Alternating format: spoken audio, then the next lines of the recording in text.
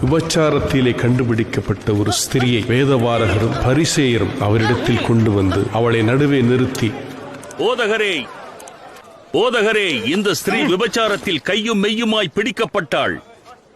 இப்படிப்பட்டவர்களை கல்லெறிந்து கொள்ள வேண்டும் என்று மோசே நியாயப்பிரமாணத்தில் நமக்கு கட்டளையிட்டிருக்கிறாரே, நீர் என்ன சொல்கிறீர்? அவர் மேல் குற்றம் சுமத்துவதற்கான காரணம் உண்டாகும் பொருட்டு அவரை சோதிக்கும்படி இப்படி சொன்னார்கள்.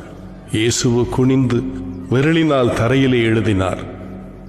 அவர்கள் ஓயாமல் அவரை கேட்டுக்கொண்டிருக்கையில் அவர் நிமிர்ந்து பார்த்து, உங்களில் பாவம் இல்லாதவன் இவள் மேல் முதலாவது கல்லெறிய கடவன்.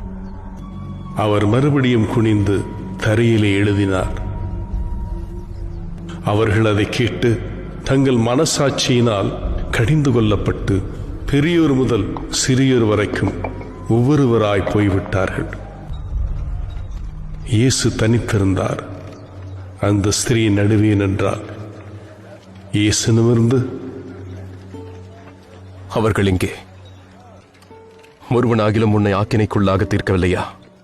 இல்லை ஆண்டவரே. நானும் உன்னை ஆக்கினைக்குள்ளாக தீர்க்கிறதில்லை. நீ போ, இனி பாவம் செய்யாதே.